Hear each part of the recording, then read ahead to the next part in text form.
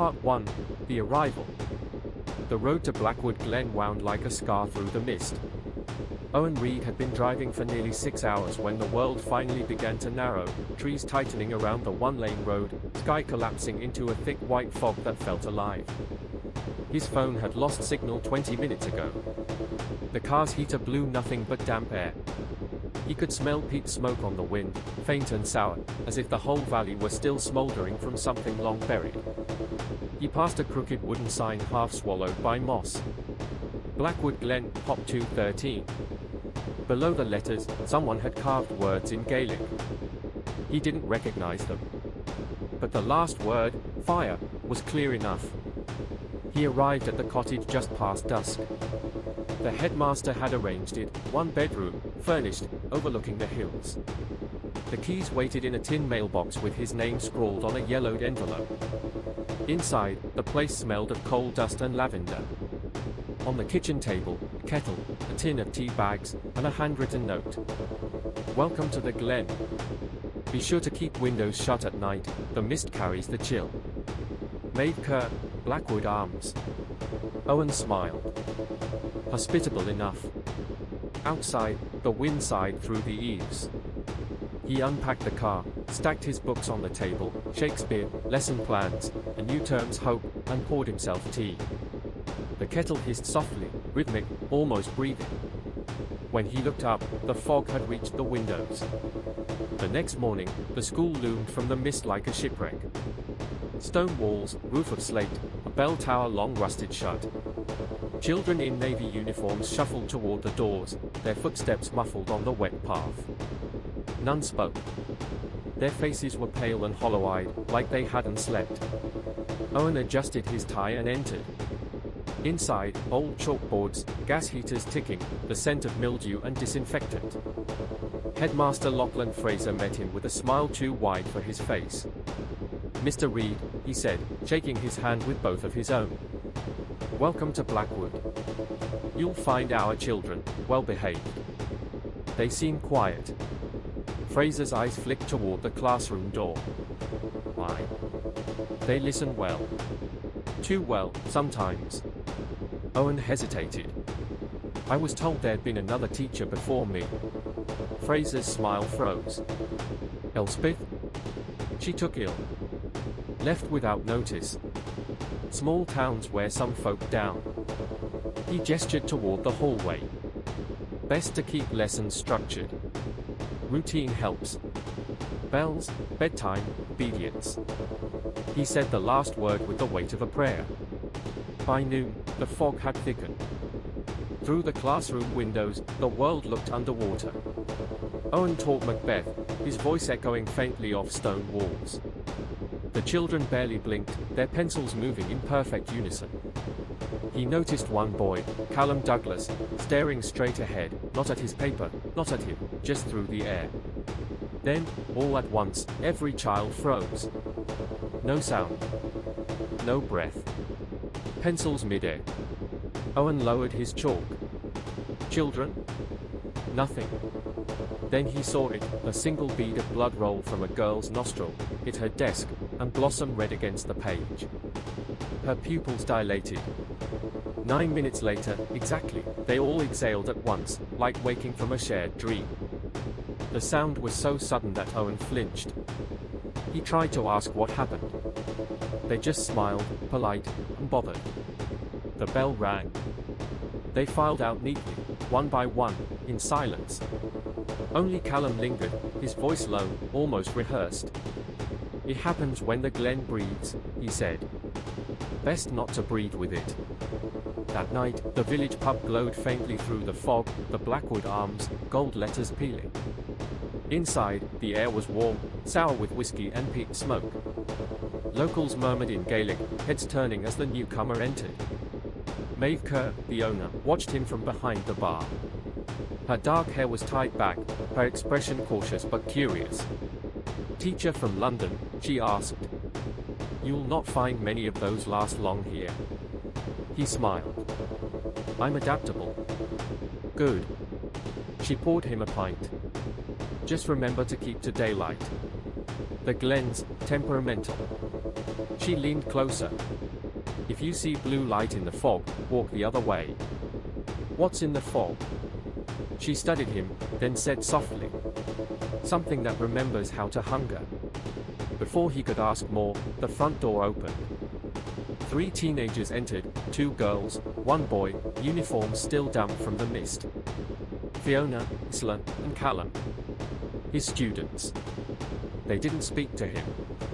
They went straight to the far corner and sat in perfect stillness, eyes glassy, hands clasped. Maeve whispered, they've been meeting after dark. Near the marsh. Doing what? Listening, she said. To the hum. Owen left the pub near midnight. The mist was thicker now, luminous. It moved like slow smoke, as if lit from within. From somewhere down the road came the faint sound Maeve had warned about, a low vibration, like electricity under the ground. He followed. Beyond the school, the land fell into the marsh, reeds glistening with dew, water black as ink. The hum grew louder here, pulsing through his chest, deep enough to make his teeth ache. He crouched behind a mossed fence post. 6 students stood barefoot in the mud, each holding a candle that burned with a strange blue flame. In the center, a massive oak tree, half-burnt, its trunk hollow and steaming as if alive. The children knelt in a circle. Something pulsed beneath the soil. One by one, they tilted their heads. Something small and glowing, green, serpentine, slipped from the hollow tree and into each of their ears. Owen clamped a hand over his mouth, hard hammering. The glow spread through their skin like veins of light. The children began to move, slow, ecstatic, riding in rhythm to the hum. Then, with sudden violence, Fiona bit Isla's shoulder, hard enough that both cried out in laughter. Owen stumbled backward, snapping a branch. All 6 heads turned at once. Their eyes gleamed with green fire. He ran. Through reeds, through fog, the hum chasing him like breath on his neck. Behind him, he could hear their feet slapping mud, not human steps, but too many, too fast. The noise rose, layered with laughter, moaning, the same electric pulse that filled the air. He reached the edge of the lane, tripped, and fell against the fence. When he looked back, the children had stopped at the tree line. They stood in a row, candles still burning blue. Callum smiled. His teeth glowed faintly in the dark. You shouldn't watch, he called softly. It's rude to watch when it feeds. The mist swallowed them. By morning, Owen tried to convince himself it was exhaustion, the drive, the altitude, the isolation. But the mud on his shoes glowed faintly under the sunlight. Thin green dust, like crushed fireflies, clung to the soles. He went to the school early, but the classrooms were empty. Desks untouched. The bell never rang. Lachlan Fraser appeared in the hallway, his smile as calm as ever. Morning, Mr. Reed. Trouble sleeping? Owen hesitated. Where are the students? Field trip, Fraser said easily. Outdoor learning. Builds character. To where? The marsh, I expect. It's their favorite. The headmaster turned to leave, then paused. You might hear the wind tonight. Don't answer it. He walked away, whistling something old and tuneless. That night, the humming returned. It came through the floorboards this time, not sound but vibration, rising through the bed frame and into Owen's bones. He sat up, heart pounding. In the darkness, the curtains stirred though the window was closed. A faint green light glowed under the door. He stepped closer, slowly, until the doorknob brushed his palm. It was warm, almost pulsing. Something whispered from the other side. Teacher. He froze. You want to understand, don't you? The voice was gentle. Familiar. Elspeth's voice, the missing teacher. Come and see what we learned. The light flared, flooding the cracks of the door, crawling up his arm. For a moment, he thought he saw his reflection in the brass, his own eyes shining faintly green. Then the light vanished. Silence returned. Outside, the mist pressed against the windows like a living thing. At dawn, Owen packed a bag and drove toward the village edge. But the road was gone. Where asphalt should have been, there was only bog water, glimmering faintly like oil under the rising sun. Something moved beneath the surface, thousands of tiny lights, twisting together in slow, deliberate spirals. The hum began again, faint but rising. He put the car in reverse. The steering wheel resisted, trembling as though something underneath were pulling back. Through the windshield, across the marsh, he saw 6 silhouettes. Small, unmoving. Facing him. Fiona raised her hand. Her mouth opened. And in the hush of morning mist, Owen thought he heard her whisper. "The Glen breathes now, Mr. Reed." Part 2, The Glow Beneath. The morning after the road vanished, Owen walked to the pub on foot. The mist hadn't lifted since dawn. It hung motionless across the glen, muting sound, making the world feel smaller. His phone battery had died overnight, drained somehow though he hadn't used it. The Blackwood Arms was nearly empty. The few locals inside didn't look at him. They sat with drinks untouched, faces slack and blank, eyes turned toward nothing. Maeve Kerr was cleaning glasses behind the bar. When she saw him, her expression changed, relief mixed with warning. "You shouldn't be here," she said quietly. "Not after last night." He sat down hard on the stool. "You know something, Maeve. I saw the children. The lights. The worms." Her hands stopped moving. The sound of glass meeting would felt like a gunshot in the silence. "Keep your voice down. I saw them put those things in their ears." She seized his wrist, fingers trembling. "They'll hear you." "Who?" Maeve's eyes flicked to the window. The fog pressed against the glass, dense as milk. "It's the Glen itself," she whispered. "What they call the worm's choir. You breathe it in, it listens. You let it in, it owns you." Owen swallowed. "You saying this thing controls them?" "No," she let him go. "They asked it to." He frowned. "That's insane." "Maybe." She poured him a small dram of whiskey. "But when you've watched a 13-year-old girl claw the air, laughing while her eyes glow, you stop worrying about sane." That night, Owen sat awake in his cottage with every light on. The fog had grown thicker. Even the electric bulbs hummed faintly with the same low vibration that had haunted him since he arrived. He tried to write an email to the education board, to ask for help, but every time he typed Blackwood Glen, the letters blinked off his screen, replaced by gibberish symbols. He unplugged the laptop. The humming stopped instantly. He stared at the cord. Was it the electricity? The sound? The air? Then came the knock. 3 sharp taps on the door. Deliberate. He froze. No one knocked after midnight. Another 3. "Owen," said a voice outside. It was Fiona's. "We're sorry about before. Headmaster wants to speak with you. He says he can explain." Owen hesitated, and on the doorknob. Through the keyhole, a faint green glow flickered. The same glow he'd seen in the swamp. He thought of Maeve's warning, keep to daylight. But the door opened anyway. The next thing he remembered clearly was the road winding uphill toward the old schoolhouse. He was in the back seat of a van. Fiona, Callum, and 2 older students sat silently beside him, their faces calm, skin pale.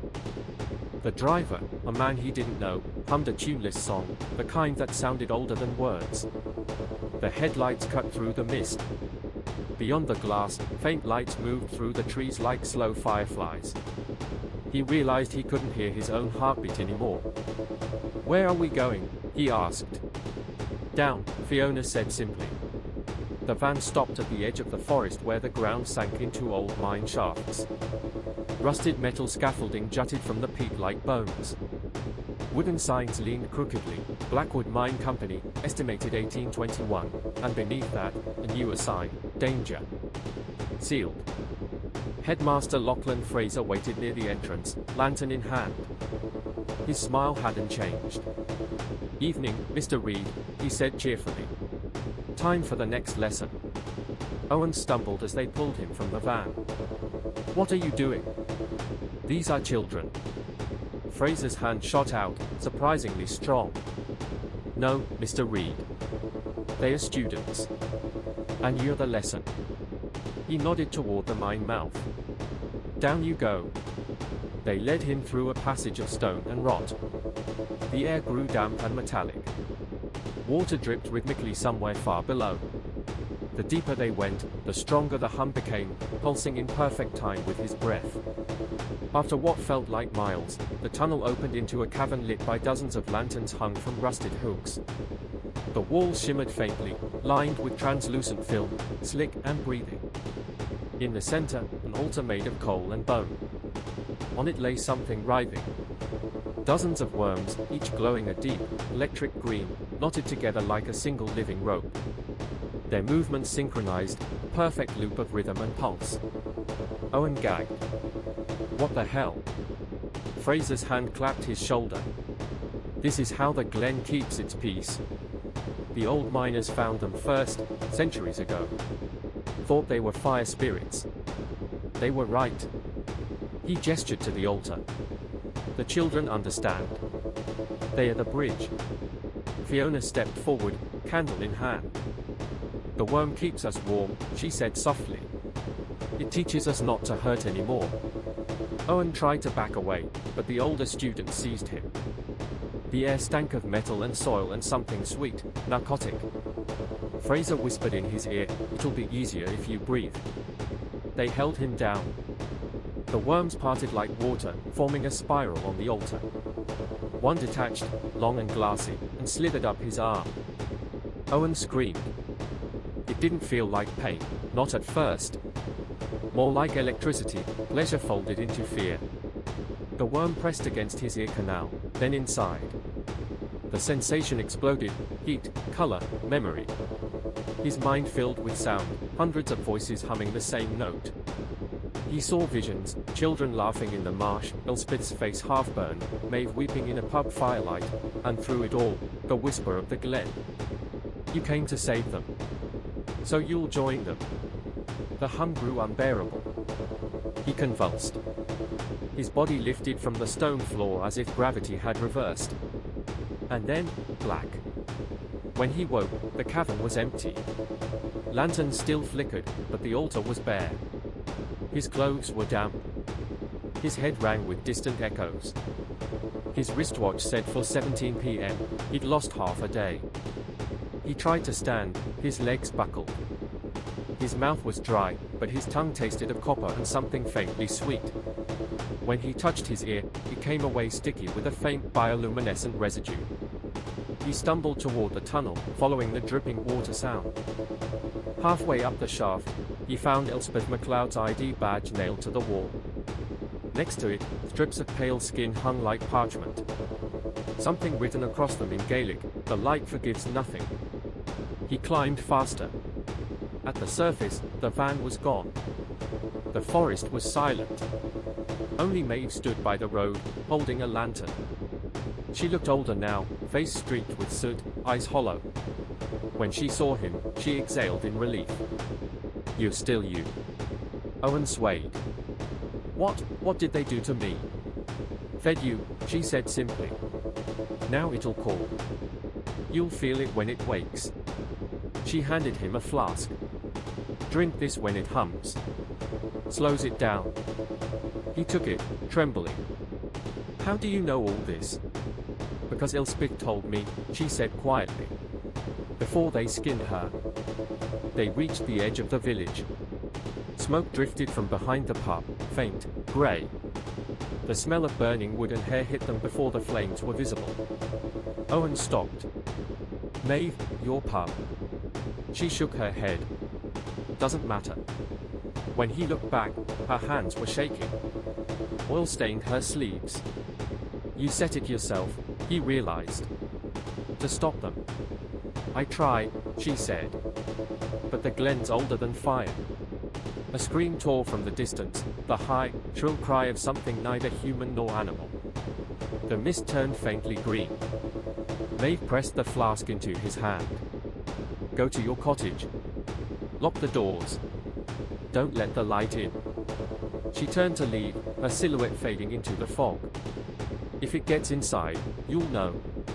That night, Owen lay awake again. The hum returned, stronger, rolling through the floorboards. He sat up and felt something crawling under his skin, moving along his neck, humming in harmony with his pulse. He stumbled to the mirror. For a moment, his reflection wasn't his. His eyes glowed faintly green. And behind his pupils, something moved, a slow twist, like light through water. He screamed and smashed the mirror. In the shards on the floor, the glow flickered once, then dimmed. He tried to run again at dawn, but every road out of Blackwood Glen ended the same way, fog so dense it turned to wall, the sound of whispering from behind it, the faint chime of a child's laugh. By evening, he'd lost count of the loops. The same lane. The same crossroads. The same smell of peat and rot. When he returned to his cottage, the door was already open. The kettle hissed softly on the stove. Headmaster Fraser sat at the table, calm as ever, reading from Owen's own notebook. "Your lesson plans are quite ambitious," he said mildly. "Shame you won't be needing them." Owen backed away. "What do you want from me?" "Want?" Fraser smiled. "No. The Glen wants. We serve." He stood, dusting off his coat. "You'll stay on another 5 years, Mr. Reed. Same salary. Same children." "I'm not." "You've already signed." He gestured toward the table. Owen looked down. His signature was there on the contract. He didn't remember writing it, but the ink glowed faintly under the lantern light, the same color as the worms. Fraser stepped past him, heading for the door. "Try not to fight it. Fighting only makes it hungry." And then he was gone. That night, the pub burned to the ground. The villagers watched in silence as flames reached the fog. Somewhere beyond the hills, the hum deepened again, joined by dozens of new voices. Owen stood in the road, trembling, the flask in his hand untouched.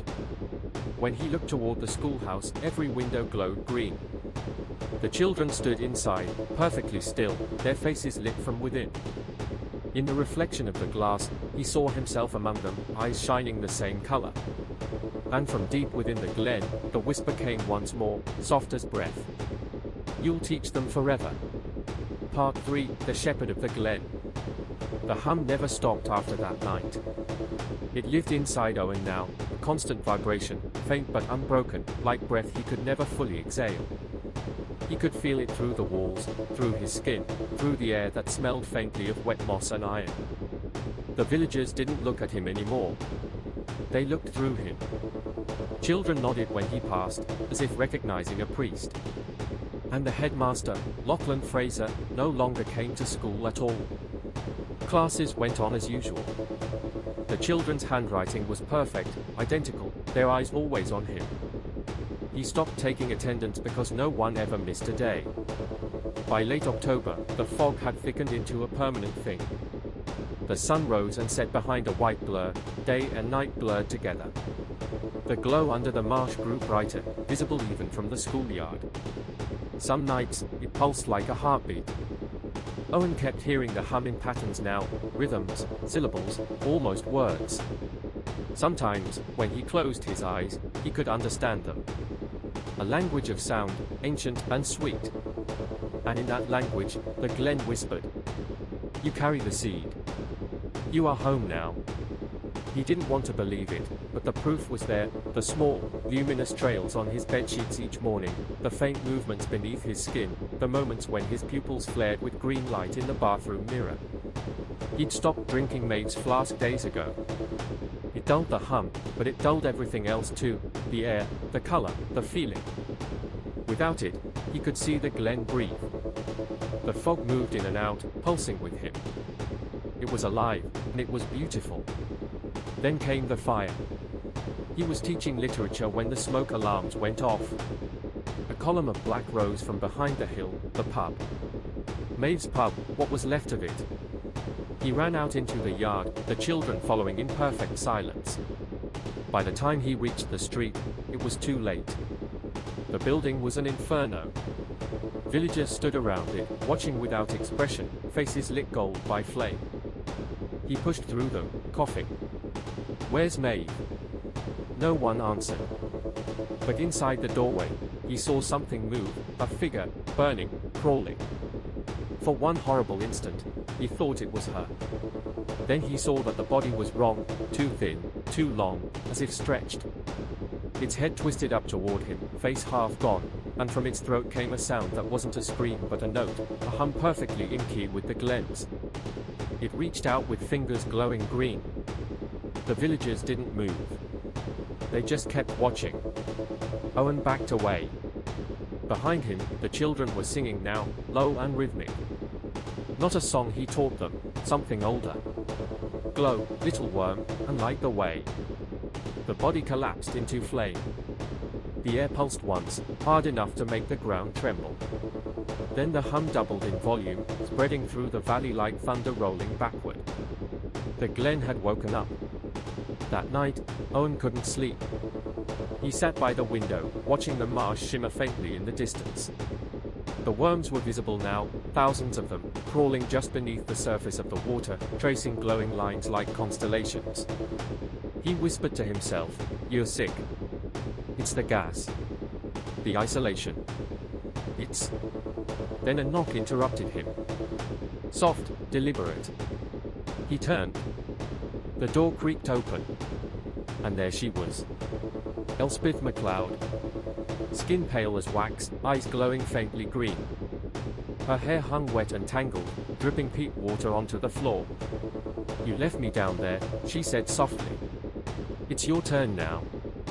He stepped back. "You're dead." She smiled, teeth too sharp.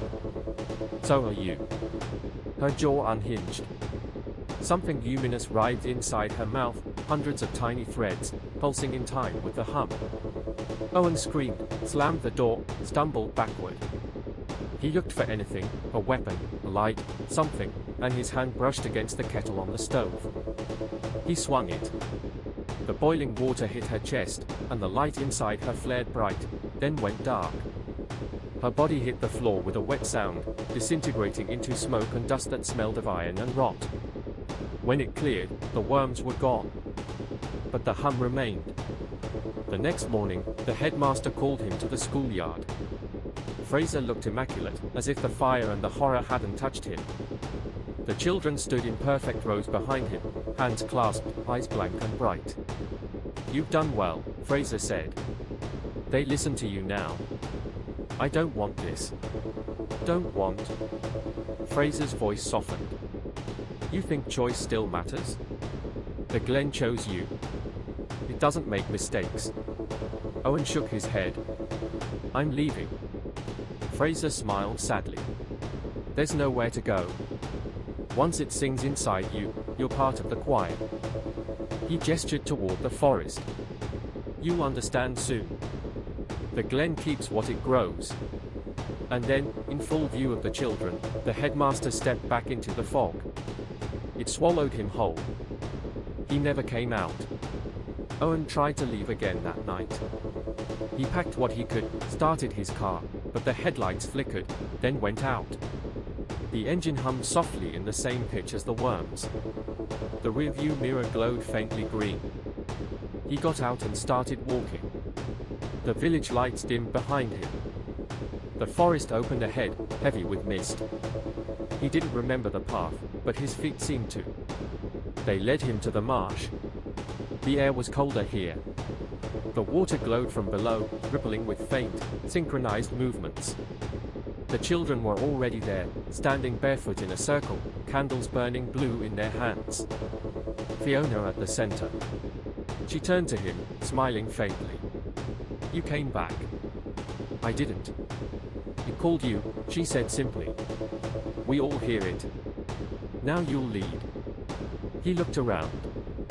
The others were watching him, faces illuminated from within. Even Callum. Even Isla.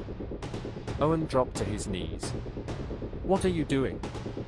"Finishing it," Fiona whispered. "You brought the fire.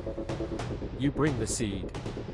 She reached into the hollow tree and pulled something out, a bundle of glowing worms, twisting together like muscle. "Open your mouth." He shook his head, backing away. But they didn't need to force him. The hum rose inside his skull, the same note, the same pulse, until his body stopped resisting. His jaw relaxed on its own. His eyes rolled back. The worm slipped across his face, into his mouth, his ears, his nostrils. It didn't hurt. It felt right. Light filled him. He saw the glen as it truly was, the trees breathing, the soil alive, every blade of grass glowing faintly from the inside. The villagers stood around the marsh, hands clasped, eyes shining. They weren't human anymore, they were vessels, connected, roots of the same living thing. And in the center of it all, he saw the worm, vast and ancient, coiled beneath the valley, its body the size of the hills, its heartbeat the hum he'd heard since his first night here. It whispered through him. "You tried to save them. Now you keep them."